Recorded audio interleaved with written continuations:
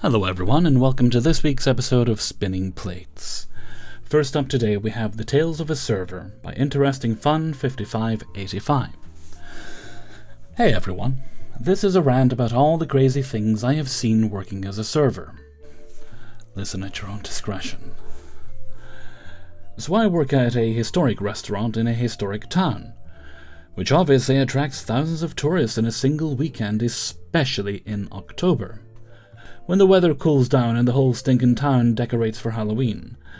There's an Oktoberfest weekend and horse ride carriages and even a little tour bus talking about how the town looked 100 years ago. I came through on the way to an event to meet up with some friends, and I never really left. Everything was shiny, new, and beautiful. Oh, how fast that faded. The traffic is awful and anxiety-inducing, and I haven't even begun to talk about the kind of people who I serve. As a server, I'm on my feet literally all day, especially during the busy season, so naturally my feet end up killing me at the end of the day. The only way to get decent parking and avoid traffic is to drive down into town at like 7 a.m. So everyone parks like blocks away, and the walk back to the car is so awful, I end up limping like a kicked puppy. I started calling it my walk of shame. When it comes to my customers, we normally get a lot of older folks come in with a healthy mix of younger people. On a good day, I get about a third of my customers being difficult in one way or another, whether it be changing the dish entirely by modifying it to people being outright nasty. You can usually tell how the conversation is going to go by the time you ask for their drinks. I usually ask how they're doing, but some folks ignore me and just start ordering. Oh, it'd be so tempting just to walk away when they do that one. Still, money. I don't expect people to ask me how I'm doing, but it's a pleasant surprise when they do. It would shock you how many people don't ask. Nothing, and I mean nothing, upsets me more than people who completely interrupt me when I make my introduction to ask for a Diet Coke, or the people who immediately know what they want, but then leave me standing there awkwardly while they drag it out. I'm usually pretty good at conflict resolution, but sometimes people get so aggressive, I have to just walk away and either let the head chef or manager deal with it. This one time I had a feller come in and was very specific about his order and sides. He wanted chicken with green beans, no mashed potatoes. Heathen, what's wrong with mashed potatoes? Never once did mashed potatoes ever cross his plate. He first freaked out when I placed his order down and he said, "Oh, miss." And when I came back to assist him, he looked at me and said, "What is this?" And I repeated his order back to him, and he got all mad all of a sudden, thrusting the chicken in my face and saying, "No, this isn't anything, it's so small." We use non-GMO ingredients from local vendors, so they aren't always the same size, and that was all we had that day. After I had taken it back, and me and the line cook tried to fix it the best we can, he was still upset, and was getting to the point of yelling. Well, he found his way in, he can find his way out. At that point, my manager came out and was trying to handle it, and the man started lying and saying that he never got his green beans and I gave him mashed potatoes. Oh, he really doesn't like mashed potatoes, does he? And that I must have cancelled it out of the system to make it seem like I was right all along. Luckily, you have to use the manager code to void items and it pops up as voided with no way to hide it, so my manager knew I was correct. Especially with the support of the line cook, who tried to help me fix everything. While I was in the kitchen working on the orders, I heard more yelling, and the head chef went out to calm everything down, I hope with a meat cleaver. By the time they were ready to check out, the red had faded from his face, and he was calm again. But that will always be one of my core server memories. I have so many more stories like this one, I could make this post 20 years long. I came to vent out my frustrations in a healthy way because the chip on my shoulder from these people is starting to affect how I acted at work. At the end of the day, this job is hard, but it's also one of the most fulfilling jobs I've had. It takes one person to make my day, and so I appreciate the people who care as much as I do. Thank you for listening to my silly little rant. I'm sure I'll have even more stories as the busy season progresses. Okay, story number 2 today. Is anyone else technically a good server but has trouble with customer connection and banter? By SoggyLog22. I, 23 and female, have always worked in restaurants and have been serving for a little over 4 years now. However, I can't seem to find the sweet spot of consistently connecting with guests on a personal level to go from a good server to a great server.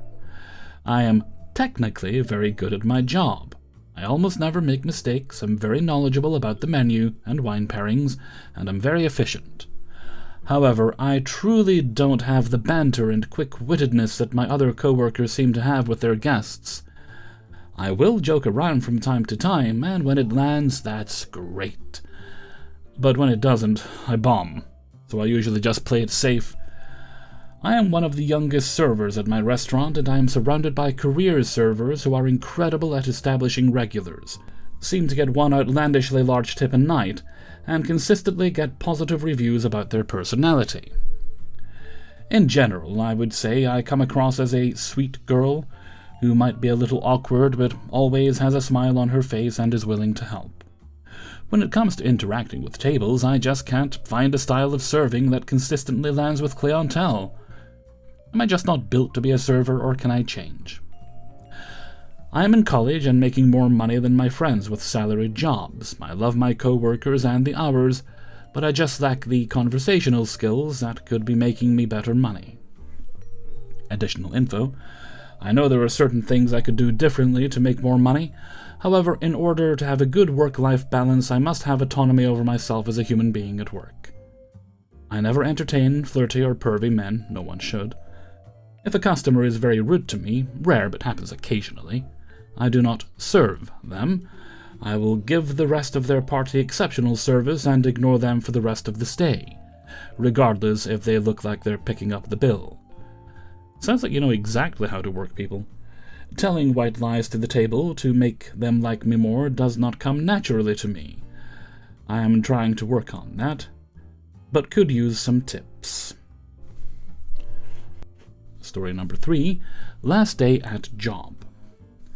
The tips have been great, at least $120 a day. It's a breakfast place, and it's been awful work environment-wise. The longest employee there has been there 3 months. The girl who trained me quit 3 days after. Management is on you like a hawk. Every upcharge is important. If you are found to not upcharge something you were supposed to, the manager gets on your butt about it and follows your every table. You're supposed to memorize all the upcharges, and there are like 50 toppings and add-ons you need to remember. Oh, you are not getting paid enough for this, really, you're not. Everything gets upcharged, and they aren't even similar prices. It goes from 45 cents to $3.99. I've worked there 2 weeks and have both opened and closed on the same shift twice. When I'm done, the manager will just tell me it's not that hard and it should be easy. It's easy for them because they have experience. And the main server girl, who was always so angry and resentful towards me, a newbie, for not knowing the price of one of the 3 maple syrups. Then the guy will just not show up or leave, and she has to open and close.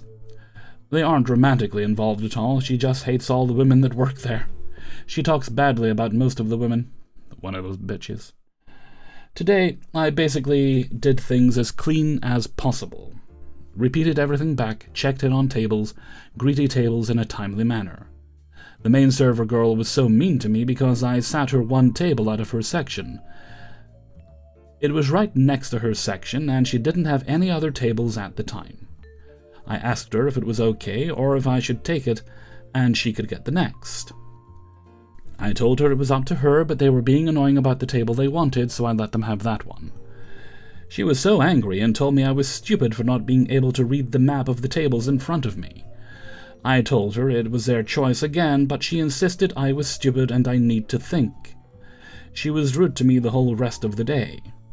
The manager is so frustrating too.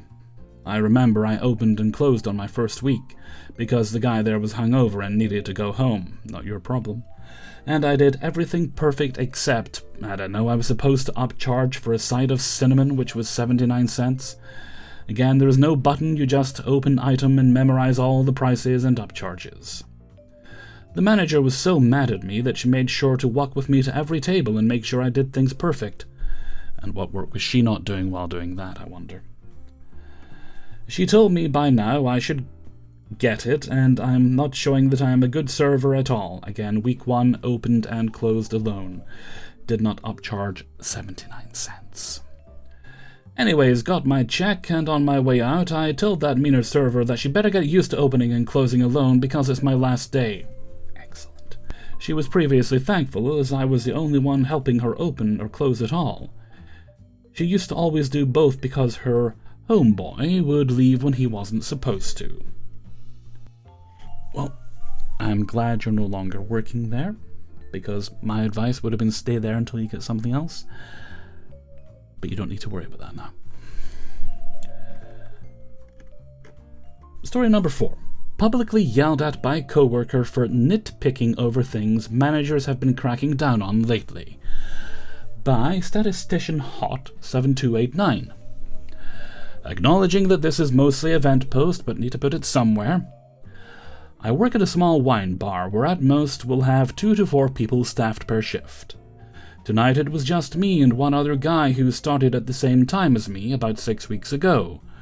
While we started at the same time, I've worked other industry jobs, he has not. During the shift, I started noticing a few things that would later get him in trouble and or were actively making it harder to work with him, as the only 2 staff in the small space. For 2 particularly potent things, I tried correcting it with something along the lines of, hey, heads up, managers are cracking down on X, they really want us to do it Y. With the second thing I brought up, he flipped out on me. Let him sink. As a 6-foot-plus guy, I'm a 5'3" girl, he got right in my face, pointing the finger, and in a raised voice said that if the managers wanted him to do it differently, they could tell him. But I'm not in charge of him and have no right to tell him how to do his job.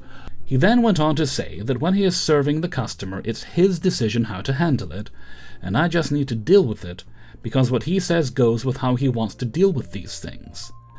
Whew, what a man. I'm getting all hot and bothered here.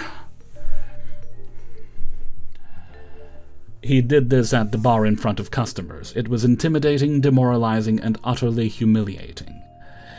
He's probably quite intimidated by you because you clearly know what you're doing.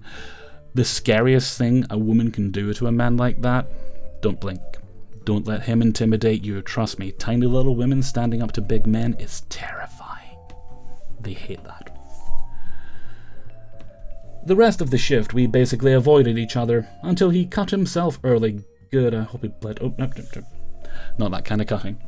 Until he cut himself early because it was slow, which I only found out as he was putting on his jacket. I am not a snitch. Go on, treat yourself. And he's genuinely not good at his job other than talking to people and pouring wine, the easy and fun part. So I'm sure it'll catch up to him eventually. We work again, just us 2 in a week. Should be interesting. Just enjoy the show.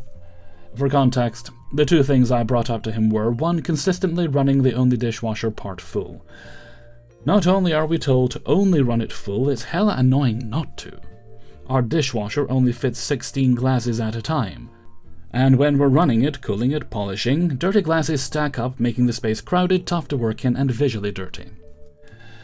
After he did this a few times, including once where only 6 out of 16 shots were in use, and we had people actively ordering and closing out, I asked him if he could please wait until it was full to run.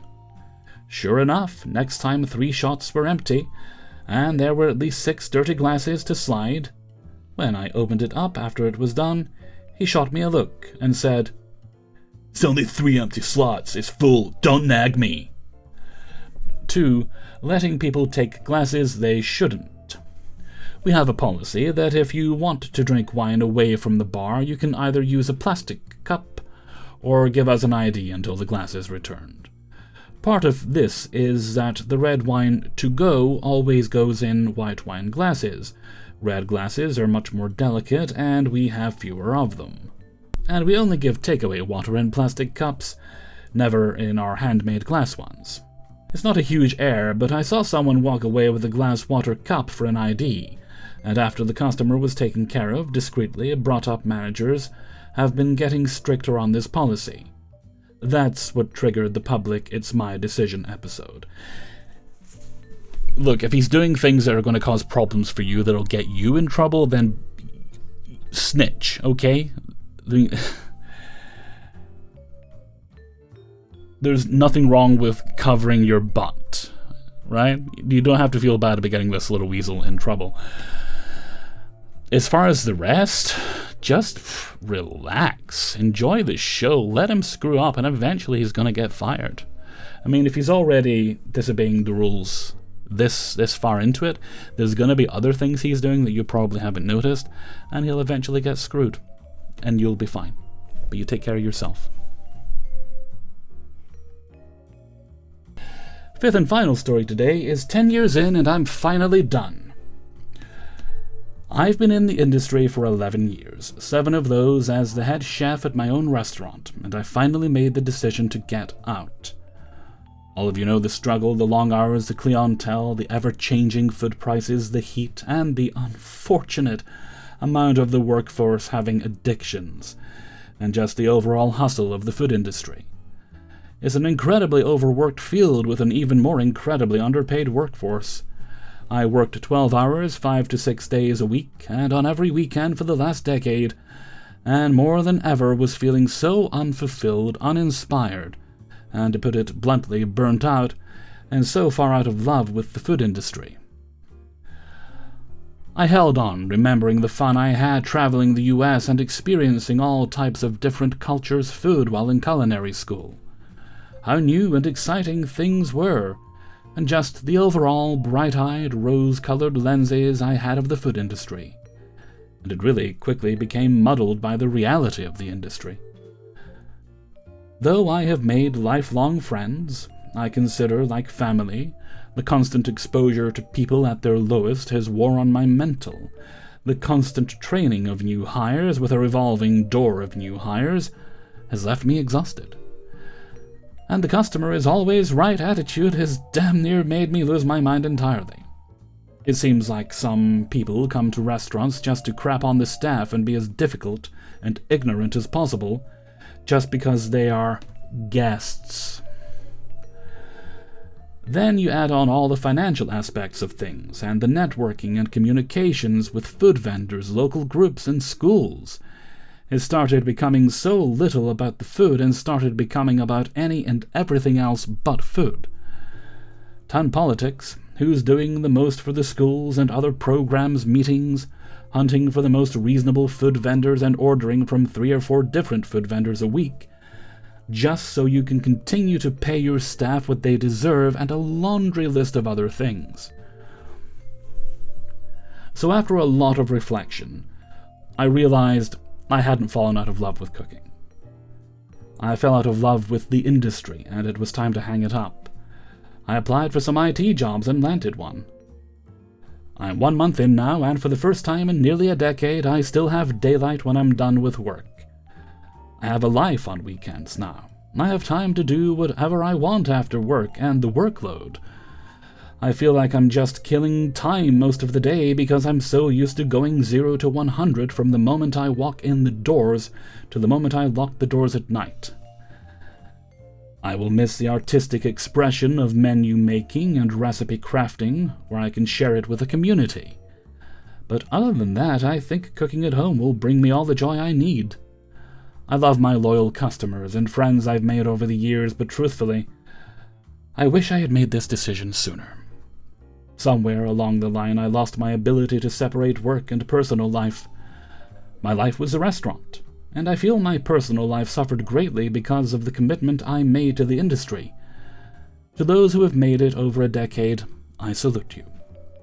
The mental prowess, dedication, and sheer will you have is unmatched. To those who got out like me, I hope you found ways to still enjoy creating food and found successful careers easier on you.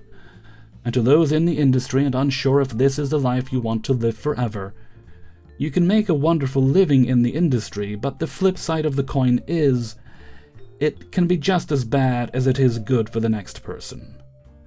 Know your limits and when to walk away. The relationship between you and the food industry can become toxic, just like any other relationship. Also, in no way am I trying to crap on the industry. Clearly my experience is not everyone's experience. I'm just sharing mine, and I hope to hear how the industry has been to others, from both those still in and those who got out, good or bad.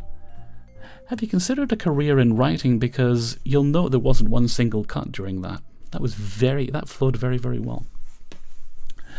And that brings us to the end of today's videos. Big thanks to everyone who allowed me to use their stories. If you'd like to support the channel, you can do so by signing up for my Patreon page, which is linked in the description. You give me $1 a month or more, and you get early access to the videos on Monday. There's also a link there to my merchandise store on Teespring, as well as my Discord, and if you need to contact me, that's kingofthecities@gmail.com, also in the description.